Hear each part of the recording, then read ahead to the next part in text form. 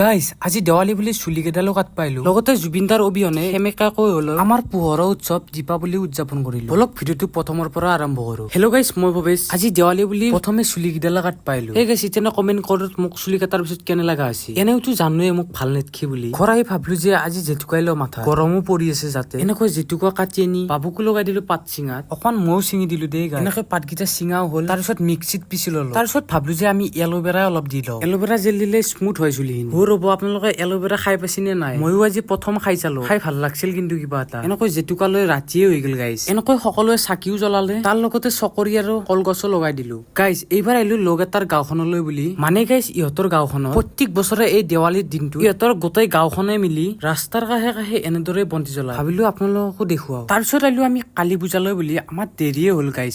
আমি ভাবিছিলো এটা সেৱা ল'ম বুলি। ইফালে নাগাৰা নামে চলি আছে, কেনেকৈ সেৱা ল'ম? সেই গাইজ মা কালীকতো সেৱা কৰিব নললোৱে। সেইকাৰণে মই ভাবলো যে আমাৰ অসমৰ ভগৱান জুবিন দাকে এটা সেৱা কৰি লওঁ। গাইজ এতিয়া আমাক জাষ্টিচ লাগে, সেইকাৰণে সকলোৱে #জাষ্টিচ ফৰ জুবিন গাৰ্গ বুলি কমেন্ট কৰে। আৰু আজিলে বাই বাই।